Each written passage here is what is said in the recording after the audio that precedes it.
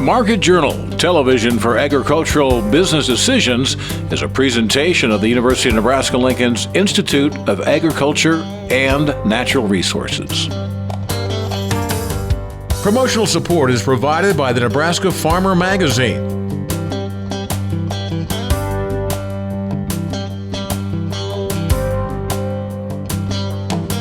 Hello everyone, I'm Bryce Suskett, and thanks for joining us today on Market Journal. As we put another week in the books, let's take a look at what has been making the headlines here in the agriculture industry. As we kick things off today, since the discovery of soybean gall midge in Nebraska during the 2019 growing season, the species continues to be found in a growing number of counties. This persistent expansion of soybean gall midge highlights the need to stay up to date on the latest research-based information. With that in mind, researchers from 4 Midwestern states have developed a 2-part webinar series consisting of short talks with time for discussion among growers and researchers. These discussions will seek to answer some of the most looming questions that producers have. However, one of the hardest answers to nail down is how much impact this particular pest is having on overall yield. That's really hard to nail down. I could tell you in east central Nebraska each year we find growers that are heavily impacted by this insect, and it's gone up and down. It was really bad in 2020, less so in 2021, which is good news. And I think a lot of them are asking, why is it different? And it's very difficult with a new insect. So it's a challenge because we don't have good management practices readily at hand that are acute, that aren't changing the operation in a big way. But that's part of what we'll be sharing is some of those new strategies, seeing if they fit some growers and discussing why this thing is different. Unfortunately, the first webinar already took place February 15th. This particular portion of the webinar covered things like scouting, biology, ecology, and distribution. If you missed the first webinar, it will be available to view online at a later date. However, there is still time to get registered for the second part of the webinar, which is scheduled for February 22nd. The second webinar is really what else is in our toolbox to manage this insect. And so more broadly looking at cultural control strategies of various kinds, planting date, hilling, which was a new strategy this past year, to biological control, which has been a big thing that has recently kind of emerged in Minnesota and what they're finding. And the potential for that, and then host plant resistance, which is kind of the gold standard for managing this. So it's a lot of new information that hasn't been put out much of anywhere else, and that'll be the first chance for people to get a handle on that and to give us feedback on it, on where we're headed. Well, both parts 1 and 2 of the webinar will be posted and available online at a later date. There is a big advantage for those growers who decide to virtually attend the webinar live. Yeah, there's a big advantage to being present when this whole discussion takes place because we're going to do a lot of breaks. So it's going to be a 5 to 10 minute talk, maybe up to 15 minutes, and then we're going to pause for questions. Last time we ran this a year ago, we had up to 30 to 40 minutes of questions, and those questions were really important to us driving some of the conversation. And so growers, especially those that have problems or that are trying to look for this, that's a great time to be present to make sure you get the most out of that conversation. If you can't, the recordings are there, but we're really encouraging people to get on, chat with us. We've got several moderators that'll be helping catalog those questions. So that's the best way to get the most out of this. Create a conversation with us about what you're seeing or the concerns you have. If you would like to attend the second installment of the webinar series, you can find a link to register online. If you missed the first installment of the webinar series and will be unable to attend the second, you'll still have an opportunity to view that webinar online at a later date. If you would like to receive any alerts pertaining to this subject matter when they become available, you should sign up for the alerts at the Soybean Gall Midge Alert Network website. That is soybeangallmidge.org. The link is at the bottom of your screen now, and we'll certainly post that to the Market Journal website as well. Moving on now, the last time it was widespread in the United States, it resulted in the death of 50 million birds. Over the past week, a highly lethal form of avian flu has been confirmed in multiple states. The poultry industry and government officials say they have plans to more quickly stop the spread, but they are advising that poultry producers should take precautions now. To discuss this topic, as well as the cattle markets, we visited with UNL Livestock economist Elliott Dennis. We began that conversation by breaking down the latest news on the avian flu. Yeah, high-path avian influenza, or HPAI, as it's commonly referred to, has been around for a while. We really started to see this in the early 2000s. First was over in Asia, and since pretty much migrated to the U.S. Really, when we're talking about that, as far as production and supplies, is we're thinking about where these avian influenza issues happen in the different flyways, bird migrations. When we start to get more cases across different flyways, it has a greater potential for the impacts on production. Previously, into this year, we've only been seeing it in the Atlantic flyway, which is in the eastern part of the U.S., but it's been primarily contained to the wild bird flock. That's not a problem. This case in Indiana, it was in a turkey population, but commercial, and so that's where it gets more problematic and has potential impacts for both the operation and consumers at large. And since that first initial confirmation in Indiana, we've seen a few other states confirm that in terms of commercial flocks. Have you been able to track and see what consumers' reaction to that has been in the past? And knowing that, what do we look for in the future? Yeah, so there's really two things. There's first the countries that will start to ban exports. So Mexico has already said is not taking those exports from Indiana. I'm sure other states will follow suit. And this really comes to the point of regionalization inside of trading agreements. If we can contain it to a certain location, then we can continue to trade, but just not from those certain areas. That's a huge benefit of the trade. Consumers, the more attention this gets in the media, what we know is that the more press coverage reduces consumption on these products. Generally, it's somewhere in the range of 15 to 20% reduction in consumption. Now, when people don't spend it on that, they tend to substitute into other products such as pork and beef.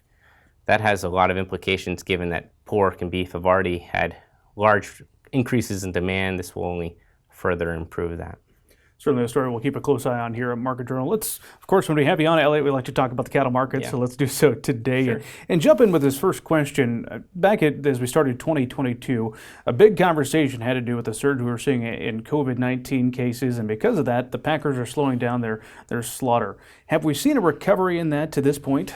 Yeah, we've actually seen, particularly in that end of January, beginning of February, we saw a lot of COVID absenteeism, and also weather really was an issue to getting cattle to the market. We've been able to improve that slaughter capacity, but we've been improving at a time when beef prices have been rising. Really what that impact for retailers is that they just start buying less of that product. And we've already started to see that with the choice cutout. Those prices have started to soften.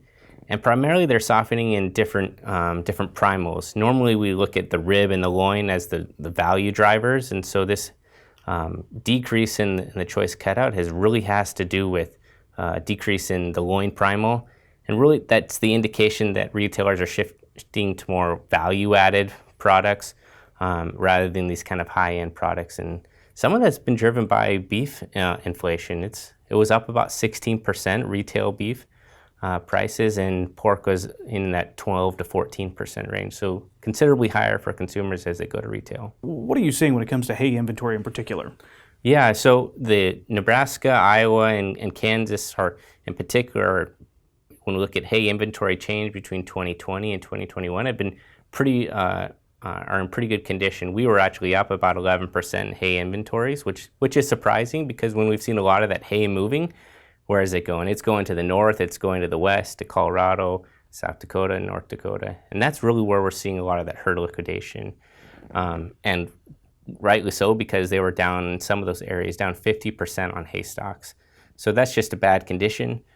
So when we see elevated hay prices in Nebraska, it's not necessarily going within state, it's going out of state. Elliott, I asked you what's been catching your eye when it comes to these cattle markets. You mentioned beef exports. Talk about that. Yeah, so when we look at beef exports, we're primarily looking at income growth within certain populations. And so we know that beef is primarily a luxury good in a lot of these developing countries. And so when we see income growth in basically upper middle class to high middle class, more people moving into these brackets, we start to see a pull for the beef. When we look at most of that income growth is happening in Southeast Asia, we're talking Vietnam, Singapore, and even parts of China. This is a really big opportunity, and we'll start to diversify a little bit more. There's been some concern that maybe we're relying too much upon China, especially with their massive growth. And so developing these other nations is going to be really important, and really following the growth in the right type of population. Mm-hmm. As always, final word is yours, Elliott. What would you like to leave our viewers with today? Yeah, so there's a lot of optimism right now in the market. Prices are generally rising. We look at CME, we adjust it to Nebraska basis. We're looking at pretty high prices in the fall. I think it's a good opportunity to look at risk management and potentially offsetting some of that risk. This is pretty common in the corn market, right? We see higher prices. We can start to price in some of that production. As we go into the calving season and throughout the production year, I think looking at some of those considerations, potentially pre-pricing some of that with available and really affordable risk management tools. Thanks to Elliott for his time this week. As we shift our focus over to the grain markets, it's been another busy week in the markets with several factors impacting the trade. South American weather and the spread of avian flu are just a couple of those big factors that the traders have been watching. To break down the latest market news, we caught up with Doug Simon from Tredas. Doug began by sharing an update on the South American crop harvest. Well, they've been dry, and the forecasts into February are still warmish dries. Today there's a little more prospect for moisture in Argentina and Brazil, which would help their crops finish there. I think, harvest, we were talking earlier, 26% versus about 16% of the soybeans, and the corn's about 29% harvested, versus 21% typically. They've already started to plant their safrinha crop, which is their second crop of corn in Brazil. So they're like at 20 to 47%, kind of in that mid-Mato Grosso, kind of mid-south area of their country. So that's starting to take place, but it's still dry. But if they're in that 2-week forecast, there is some rain projected to come in, which should help them a little bit. So we're looking at about 26% of the crop harvested so far. The reports we're getting, not a great crop, and that's being seen on the U.S. soybean prices, right? Correct. That's what's pushing those higher, and yields are not as good as what they're expecting, down 30 to 40% from last year. Big question is going to be if we get some of these rains, are they going to help them late, like the U.S. crop benefited last year from some late rains in August, before harvest started here. Brazil, Argentina, they're more north-south than their, kind of production areas, where the U.S. is more east-west. So there's potential, there's different growing areas there, and they may benefit from some of these rains. And obviously their second crop, that safrinha crop, the rain, they've actually had heavy rains, in kind of the northern part, or north, where they're going to plant some of that second crop too.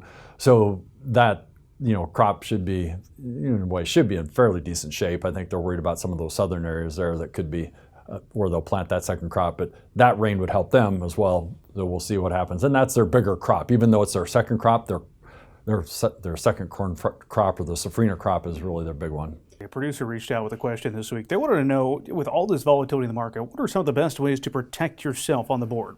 People keep asking, what's the direction of prices? Where's it going to end up? It's impossible to predict those prices. So I think you have to have a strategy in mind more than price prediction.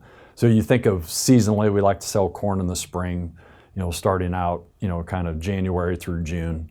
And beans, we tend to focus more April through May. Like the average prices, I think we're doing their crop insurance prices right now. So they're like $5.83 3/4 on these corn, and $14.19 is the average price on the beans. You could look at like a $5.91 put on the futures were $5.91 earlier today, but if you looked at that point, like a $5.80 put, 16 cents using a May short-dated put. You could put a floor underneath your crop for 16 cents to get you all the way out into the end of April before you have to make a decision on what you're going to do there. You could also do something on the soybeans, for example, kind of the same idea. Would be doing like a $14 put, because the board's at $14.47. I looked at them this morning, and you can spend 30 cents on that. So there's some ways you can at least put a floor underneath it, but not cap it out. Now you could go up and get closer to the money, because those are a little further out of the money, but you could do $14.40 puts on the beans, 55 cents, and a $15.40 call for 23.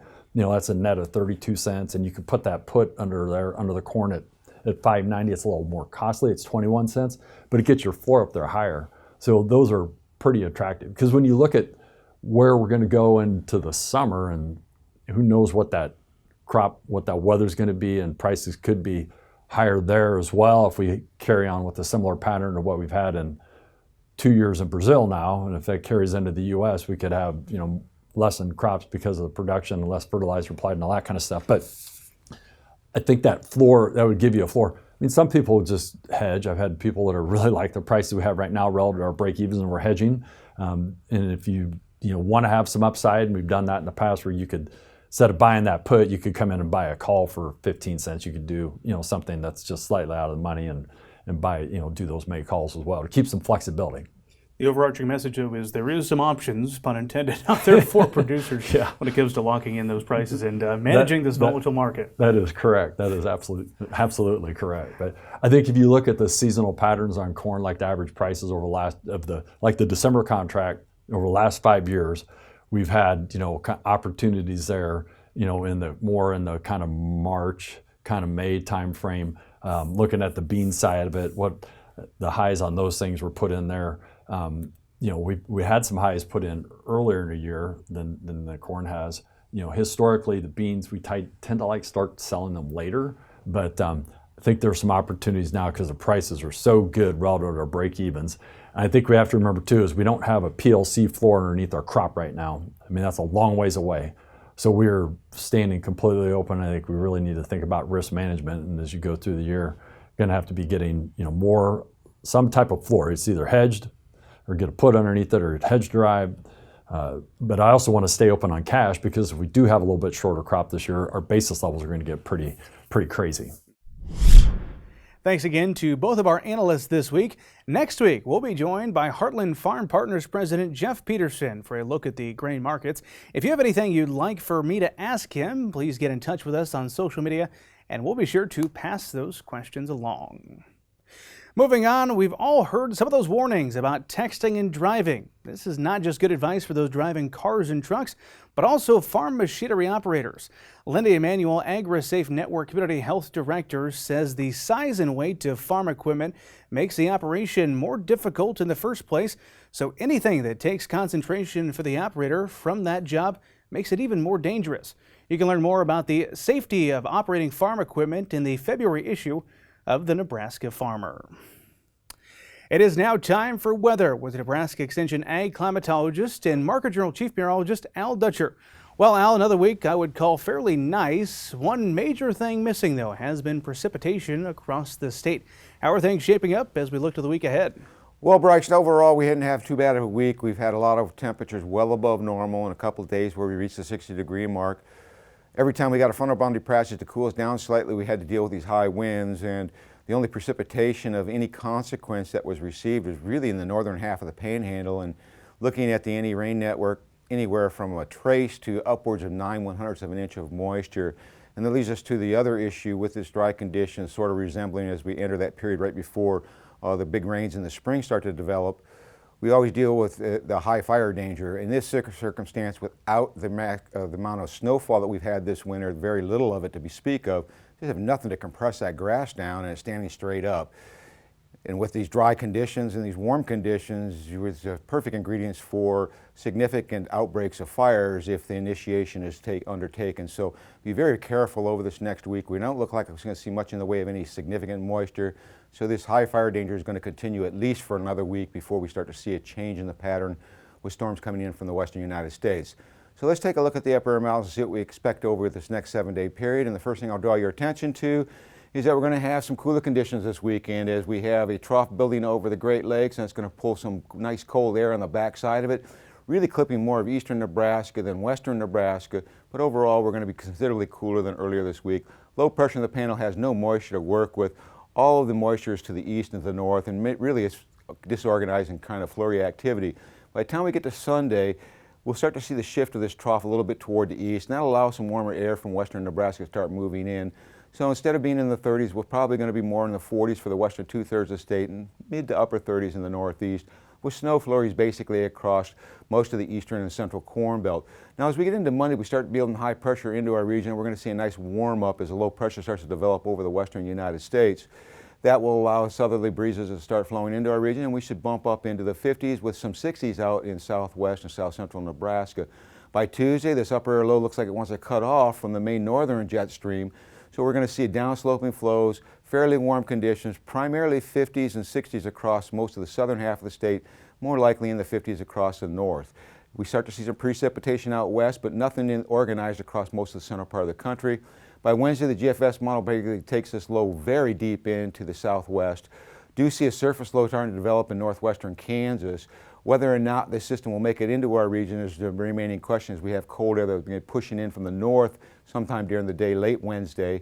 And as those two meet up, we'll start to see an organization of a storm system somewhere over south central portions of the Mississippi River Valley, and the low pressure over southeastern portions of Iowa will bring wraparound precipitation. So if this heads a little bit farther south, we're going to miss out on the precipitation. A little bit farther north, we'll see a more significant moisture in the portions of east central and southeast Nebraska. More importantly, on Friday, we see another blast of cold air over the Great Lakes region.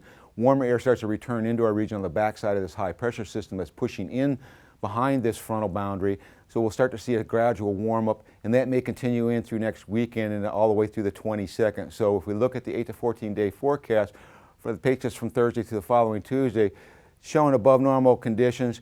With that low coming in from the southwest, we may see a little bit less of these above normal conditions across the southern plains. And more importantly, precipitation wise, widespread precipitation over the eastern half of the country. This might shift a little bit toward the northwest depending on the track of that low pressure system. Thanks, Al. It is no secret that the utilization of cover crops can provide multiple environmental benefits, such as the prevention of soil erosion and nutrient leaching. New on-farm research is looking to see how much adding cover crops to your rotation, how much that can actually improve physical, chemical, and biological indicators of soil. Market Journal's Bill Dodd brings us this story. The Soil Health Initiative is a partnership between the Nebraska NRCS, producers around the state of Nebraska, and the University of Nebraska Research and Extension. From the onset of this initiative, producers have been given the opportunity to design different experiments on their respective operations in order to test different soil health management systems. That context is the basis for a new study that aims to relay the importance of cover crops for soil health in Nebraska. What we're showing in the figures and, in general, some of the findings are that the longer-term use of cover crops is leading to improvements of some important soil properties and functions.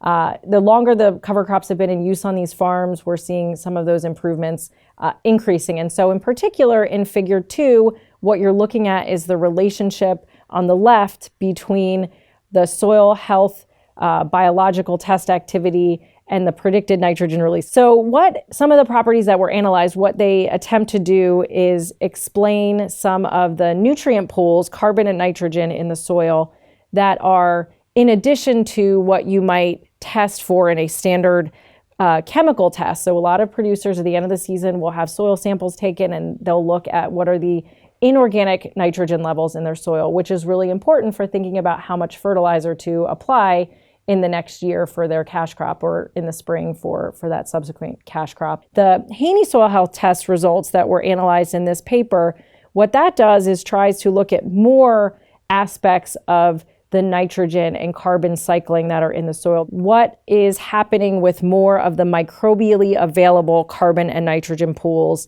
Again, that would go beyond what a typical inorganic chemical soil test would look at. So what we're showing in the analysis is really promising, that those farms that grew cover crops for longer periods of time, again, had greater soil biological test activity.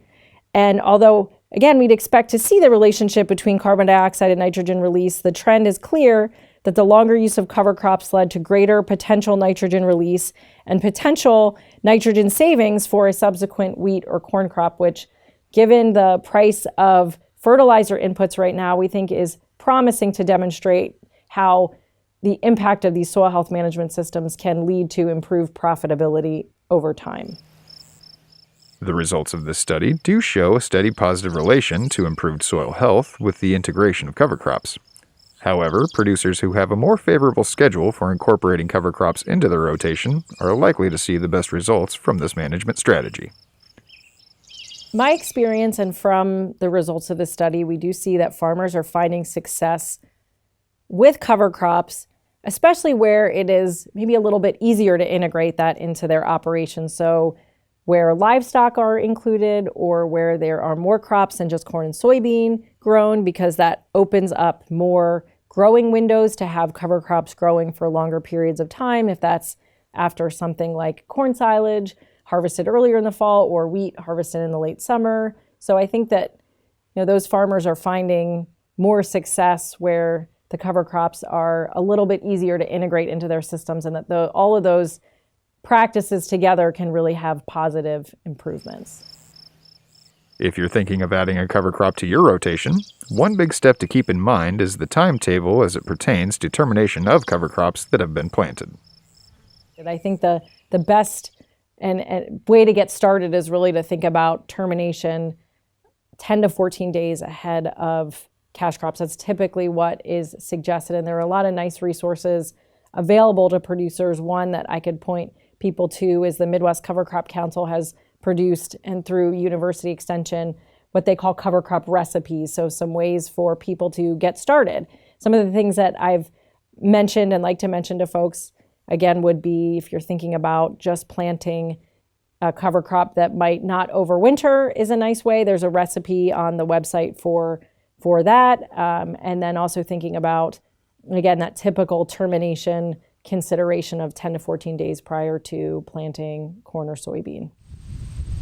In short, the results of this study offer a glimpse of the success producers have been working toward for several years. With the recent spike in fertilizer input costs, these management practices could make for a more profitable crop. Reporting for Market Journal, I'm Bill Dodd. Thanks for that, Bill. If you'd like to keep up the latest of the on-farm research results, you can always visit cropwatch.unl.edu. We've also taken the liberty of posting the results of the cover crop study on the Market Journal website. Well, that is going to do it for this week's show. If you missed a story, you can download that handy Market Journal mobile app, or of course you can follow us on social media to join in on the conversation. We hope to see you back here again next time. Until then, I'm Bryce Duskett. Thanks for watching. Join Market Journal online at marketjournal.unl.edu. You can also follow us on Twitter, Instagram, and Facebook. Promotional support is provided by the Nebraska Farmer Magazine. Market Journal is produced by the University of Nebraska-Lincoln's Institute of Agriculture and Natural Resources.